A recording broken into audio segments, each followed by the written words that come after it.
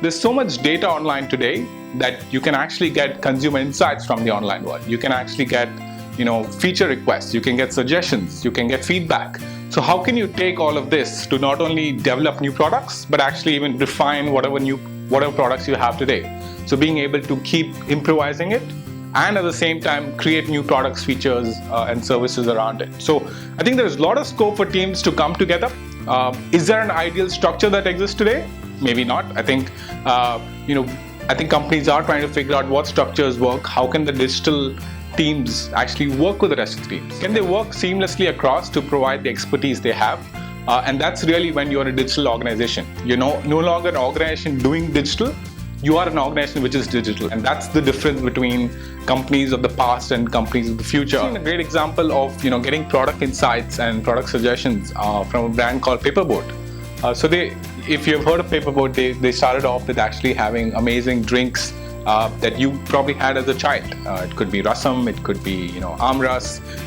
But they also realized through consumer insights through the digital medium, and the product development team actually did a lot of online research to do this, where they actually found out that consumers also want food, they also want snacks, and they've actually now started introducing a whole range of small eats and short eats and snacks, which actually extends the brand to what it is today, but keeping the brand code at its presence. And a lot of this was obviously driven by consumer insights. And this is a great example of how teams come together to actually leverage the digital medium for their own benefit.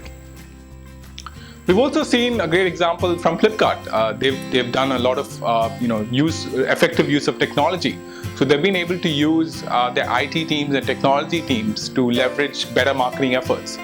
So they've actually created an amazing messenger bot on Twitter, where it can actually automatically message you back saying what kind of deals they have, depending on what kind of emoji or messages that you send to them. So depending on what you type and the kind of emojis you put, you actually get a deal customized to you. And it's a great use of how technology can also help play a role in marketing. But it is teams coming together to be able to provide that experience. It's no longer just the marketing team brainstorming in a nice little room and saying, hey, this is the idea, this is what we should do.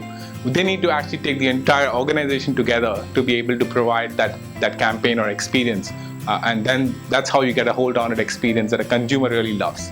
Otherwise, the consumer feels that you're saying something in an advertisement, but actually the experience you really get is very different. So does it always go right? Not all the time. So, we've seen an example where McDonald's came together and ran a campaign called Make These Stories. So they asked people to share stories, not just online, but even offline, at their restaurants, at their cafes, at their events, to say, what do you really love about Make These Stories? What do you love about McD, and share the story.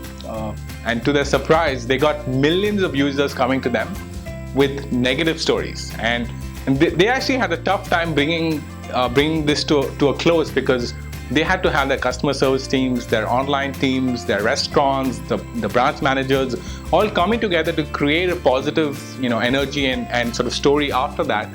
Because people started saying, the food is bad, the service is bad, and it can actually go horribly wrong. The digital age can put you in the wrong direction sometimes if you're not really prepared for it. So you need to be clear on what kind of campaigns you're running, what you're doing, and whether everyone in your team is able to tackle it if something does go wrong.